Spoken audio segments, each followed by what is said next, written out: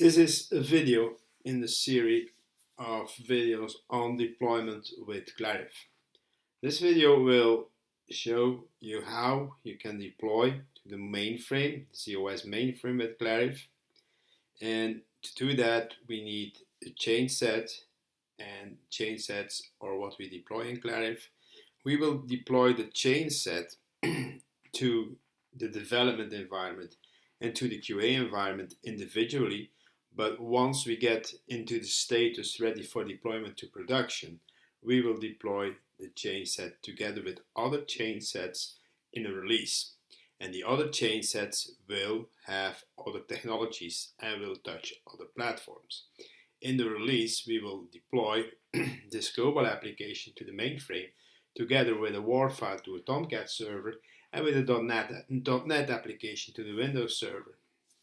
This will be done to production, but in the early stages of development and of testing, we will deploy individual changes, just individual Changesets that we will bring to these environments.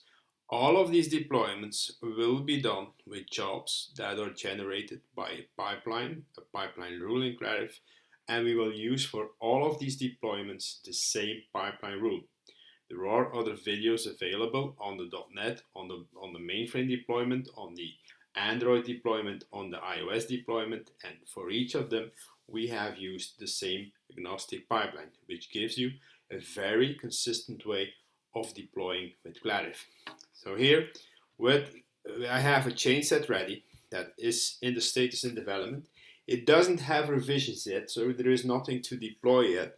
We will have to wait for the developers to make changes and to push the revisions. So when I go here and make a change to my Cobol source, mine is now residing in the JIT repository, but it could also reside in the PDS. We will also have a video on packages of Endevor or Changeset that will be deployed. So if you have these tools on the mainframe, we can integrate with those too. We can have the sources from PDSs on the mainframe, or we can have them here from a JIT repository. All of this is supported. So what I will do here is just make a small change to a Cobol source and just say, well, let's make that change. And this is a new line. Just make the name unique.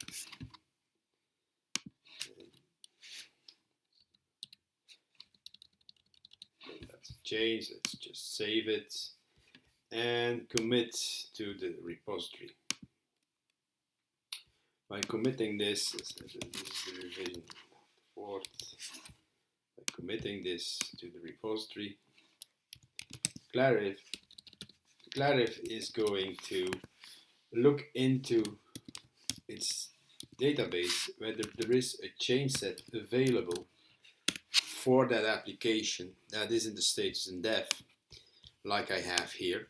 And since there is one, it will relate the revision that I just pushed to that Changeset. So you see here that it relates the revision. You see that the changes that I've made, so I can go into the source and see what has been changed.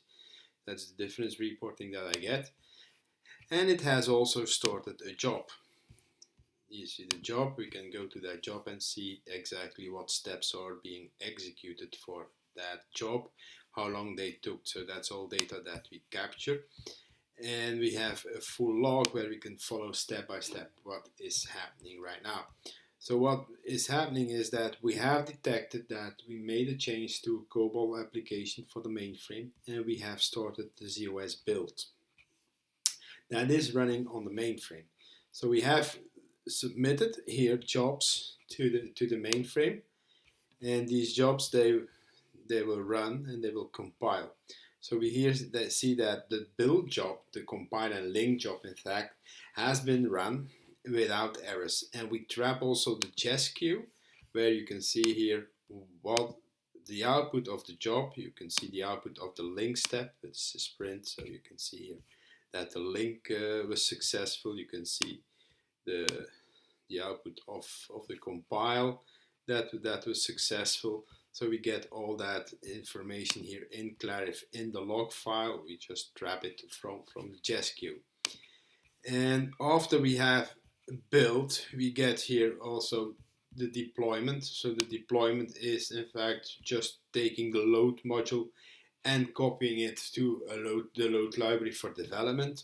And now my job has finished, and it has in fact compiled and linked my Cobol sources and copied them to the load library in development so that I can start testing in my development environment. Once this is done, since all of the topics like changesets or releases or whatever in Clarive have a workflow, we will move on and we will just create here, change here the status to ready for QA. So we can move it on to ready for QA, and we can just promote it to QA by generating a new job. And that new job will be generated with the same pipeline as the one that I used for development, but this time it's going to deploy to QA, and just by creating it, it will start running. So when I go to my monitor to where I can see all the jobs that are active, I will see that I have a job running for QA for this change set for the mainframe application that I just deployed to development. Going back to the job that I just created, when I do get that panel, I get here also a time and date, and that is a time and date that we will start the deployment. You can change that, for instance, say, well, I want to deploy on Friday, not today, but tomorrow. And strangely enough, it gives here 21 hours, which is 9 hours and 9 in the evening. Why doesn't it give any earlier time? That's because for the deployment we use calendars, and these calendars, they are set up for each of the environments. So when I look into my calendar for quality assurance, you see that on Friday I cannot deploy between midnight and 9 in the evening. I can deploy at any time of day in almost all the other days except on Wednesday, where I can only do the urgent special deployments with special authorization between 8 and midnight. So these calendars, we take them into account when we create a new job, and we will start the deployment at the slot time that we get from the calendars. And these calendars, we have them for the environment specific, but also for the application specific, and for the service we will touch specific. So all of these has to be combined, and we will mix and match them all to give you a time that you can deploy your particular change set to the platform, like in this case the mainframe. Okay. In the meantime, I guess my deployment to QA will be finished, and you will see that it just looks exactly the same as it looked for development. We have used the same pipeline, same type of job, only different because it was a different environment. The substitution of the variables were different, and it has changed the status to the QA, to the status in QA. So my change set that I changed to ready for QA due to the successful deployment has now changed to the status in QA. From here, I can now start doing my tests. And once I have done the testing in QA, I will move this change set onto the ready for deployment to production state, but we will not deploy that change set individually. We will deploy that change set in a release with other change sets. So this change set is related to release that you see here, and that release has in fact multiple applications: the mainframe app, the banking web, and the movie database. And it has multiple platforms. The mainframe, the banking web is a Java application on a Tomcat server, and the movie database is a .NET application on the Windows servers. So we will bring different technologies to different platforms, 3 technologies to 3 platforms with a single release. So this release is currently in QA. Why? Because my change set for the mainframe is in QA. My change set for the .NET application and for the WAR file has been tested already and is ready for deployment.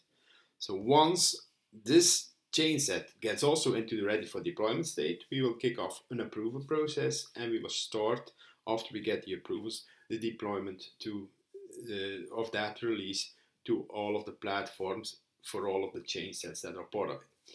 and that will be shown in another video that will be made available soon.